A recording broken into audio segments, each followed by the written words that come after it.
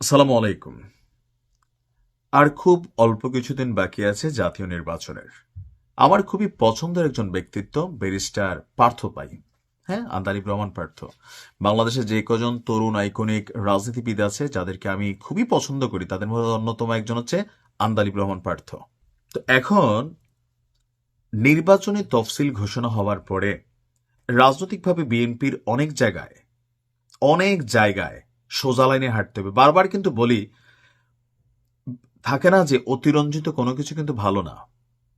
এই মুহূর্তে বাংলাদেশের যে রাজনৈতিক প্রেক্ষাপট, মানুষের যে মাইন্ড অথবা ন্যারেটিভ, রাজনীতিতে পেশি শক্তি ব্যবহার করা, গালাগালি করা, মামলা বাণিজ্য করা, জোর করা, মানে আবল তাবল মন মতো বক্তব্য দেওয়া, এই বিষয়গুলো যত বেশি করবেন তত বেশি আপনি ভোট হারাবেন।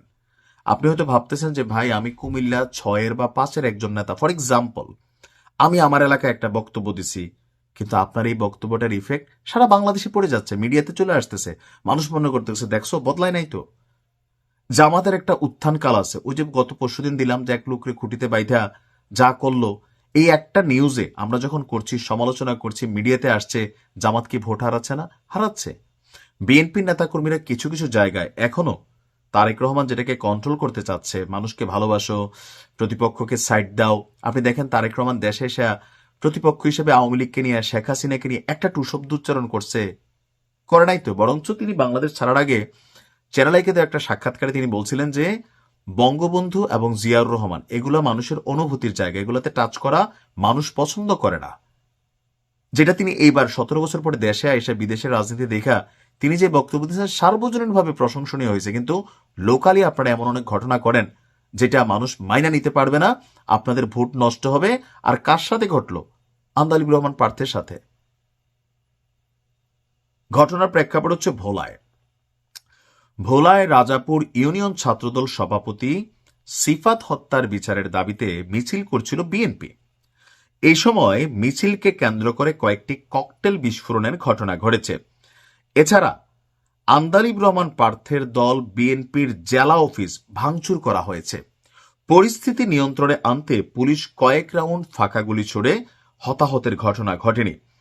ভোলা জেলা বিএনপি পূর্ব ঘোষিত কর্মসূচি অনুযায়ী জেলা বিএনপি এবং সহযোগী সংগঠনের হাজার হাজার নেতাকর্মী ভোলার আলোচিত রাজাপুর ইউনিয়ন ছাত্রদলের সভাপতি সিফাতের হত্যার বিচারের দাবিতে জেলা কার্যালয় থেকে একটি মিছিল প্রদক্ষিণ করে বাংলা স্কুল মোড় হয়ে কালীবাড়ির সামনে থেকে দলীয় কার্যালয়ে ফিরে যাওয়ার পথে হঠাৎ কয়েকটি ককটেল বিস্ফোরণের ঘটলে মিছিলকারীদের একটি গ্রুপ নতুন বাজার জেলা বিজেপি অফিসের সামনে এসে অফিস ভাঙচুর করার চেষ্টা করে। আপনারা মিছিল করছেন, ককটেল বিস্ফোরণ হয়েছে, তো আন্দালিবের গ্রুপ কি মারছে? আপনি নিশ্চিত হয়েছেন যেটা পার্থবাইয়ের পোলাপাইন করছে? আপনারা যে যাওয়ার কথা থানায় বা কারা ঘটনাটা করছে এটা বের করার, আপনারা করলেন কি? দৌড় দিয়ে গিয়া আন্দালিব রহমান পার্থের অফিস ভেঙে ফেললেন। হোয়াই ভাই? পেশি শক্তি আছে এখন। পেশি শক্তির রাজনীতি কিন্তু আস্তে আস্তে বন্ধ হচ্ছে। আওয়ামী লীগের সময় ঠিক এই ধরনের কথাগুলো যখন ছাত্রলীগ, যুবলীগ, আওয়ামী লীগ নিয়ে বলতাম, তো নানানভাবে নানানভাবে ডিস্টারবেন্স ছিল, দেশে যেতে পারি নাই। বাস্তবতা হচ্ছে এটা। এখন যখন বলতেছি বিএনপি আগামী দিনে ক্ষমতায় আসতে পারে, এই একই কথার জন্য দেখবেন বিএনপিও আমাদেরকে হয়তোবা ডিস্টার্ব করবে। বাস্তবতা কিন্তু এটা। কারণ কি, যারা ক্ষমতায় থাকে তাদেরকে নিয়ে সমালোচনা করলে তারা তাদের পেশি শক্তি অথবা আইনি শক্তি অথবা বাটে ফালানোর যে শক্তি আছে সেটা প্রয়োগ করার চেষ্টা করে। এগুলো থেকে বের হওয়া দরকার। পতন হয়ে যাবে, ধ্বংস এমনভাবে হবেন। 17 বছর লাগছে আরেকবার ক্ষমতায় আসার চান্স হইতে, এখন আর যান নাই। ছোট হোক বড় হোক, রাজনৈতিকভাবে আপনার প্রতিপক্ষ যিনি আছে তাকে অনার করেন। যদি মনে হয় বিজেপির কোনো পোলাপাইন, আন্দালিব রহমান পার্থের কোনো পোলাপাইন এই কাজ করছে, পার্থ ভাইকে জানান। তিনি যদি বিচার না করেন এরপর সাইজ করে ফেলেন, কোনো সমস্যা নাই। কিন্তু পট করে যে ওনার অফিসে ভাঙচুর করাটা আসলে কি আপনাদের উচিত হয়েছে? আচ্ছা, পুলিশ আবার যখন এই ভাঙচুর চলছিল মিছিলকারীদের ছত্রভঙ্গ করতে কয়েক রাউন্ড ফাঁকা গুলি ছোড়ে। এই সময় আবার একদল দুর্বৃত্ত বিজেপি অফিসে হামলা চালিয়ে ভাঙচুর করে, অফিসে তালা লাগিয়ে অফিস চত্বরে বিক্ষোভ করে। পরে আইন শৃঙ্খলার বাহিনীরা সদস্যরা এসে নিয়ন্ত্রণ করে। এখন দুর্বৃত্ত কারা এটাও মানুষ বোঝে। আপাতত পত্রিকার নাম লেখে নাই, আমরাও বললাম না। এ সময় জেলা বিজেপির সাধারণ সম্পাদক মুতাসিম বিল্লাহ বলছেন, দুপুরে আমাদের অফিসটি বন্ধ ছিল। বিকেলে বিএনপি মিছিল করে যাওয়ার সময় একদল সন্ত্রাসী আমাদের অফিসে হামলা চালিয়ে তালা ভেঙে অফিসে ঢুকে আসবাবপত্র, টিভি ভাঙচুর করে এবং অফিসে থাকা নির্বাচনী লিফলেট রাস্তায় ফেলে ময়লা মানে পায়খানা নিক্ষেপ করে। আর জেলা বিএনপির যুগ্ম আহ্বায়ক বলছেন যে তারা এই ঘটনার সাথে তাদের কোনো সম্পৃক্ততা নেই। এখন দেখেন, বলা তো সোজা, মানুষ কি খায়, লোকাল মানুষ তো জানে ঘটনাগুলো। কমেন্ট সেকশনে দেখছেন অনেকে এলাকার মানুষ সাক্ষী দিচ্ছেন যে বিএনপি নেতাকর্মীরা করছেন। রাজনীতিতে একটু পরিবর্তন আসা দরকার।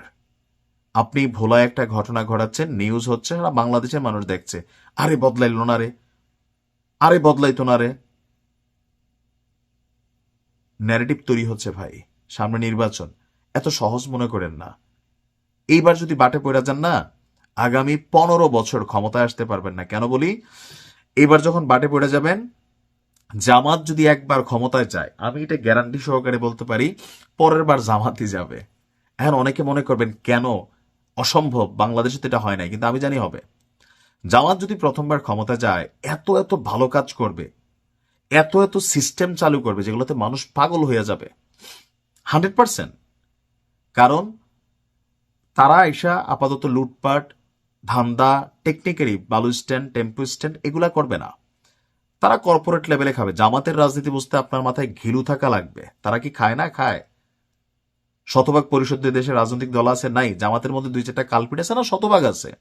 কিন্তু তাদের যে রাজনৈতিক পলিসি, তাদের যে খাওয়ার পলিসি, এটা আপনি দেখবেন যে ডিফারেন্ট। জামাত আসলে বাংলাদেশের জায়গা জমির দাম বাড়ে, সিন্ডিকেট তৈরি হয়। বিগত সরকার এটা ছিল, মাইলের পর মাইল তারা জায়গা কিনে নিজেরা দখলে নিয়ে আনে, এরপর এগুলো 3 গুণ দামে বিক্রি করে। এটা তাদের ব্যবসায়িক পলিসি। কিন্তু বিভিন্নভাবে কাজকর্মগুলো এমনভাবে করবে যে মানুষ মনে করবে হ্যাঁ, যেটা 53 বছর আমরা দেখি নাই। তারা প্রথম 5 বছর বিনিয়োগই করবে, যদি কোনো রকম ভিন্নতা করে পরের 5 বছরে গিয়ে এটা করবে। আর আওয়ামী লীগ যে পরিস্থিতিতে আছে, বিএনপি বা জামাত তারা যদি খারাপ কাজ না করে আওয়ামী লীগের ব্যাক করতে একটু কষ্ট হবে। কিন্তু বাংলাদেশের প্রেক্ষাপট হচ্ছে, যে দল ক্ষমতায় যাবে এরা লুটপাট দুর্নীতিতে জড়াই যায়, এদের কারণে মানুষ বিরক্ত হয়। পরে ওই যে এই বিএনপির তো একসময় মানুষ খেদাইছে, এখন আবার ডাকতেছে, এত ভালোবাসা দিচ্ছে কেন? ভালো কিছুর আশায়। তো ওই যে ভালো কিছুর আশায় এই যে তারেক রহমানের মধ্যে পরিবর্তন, বিদেশে থেকে তিনি শিখে আসলেন, 17 বছর এক্সপিরিয়েন্স। তো তারেক রহমান তো একা পারবেন না, আপনি তো তার পার্ট।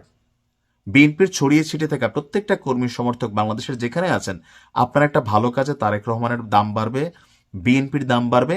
আপনার একটা খারাপ কাজে বিএনপির খারাপ হবে, তারেক রহমানের খারাপ হবে, মানুষ বলবে যে এই পিট ওই পিট।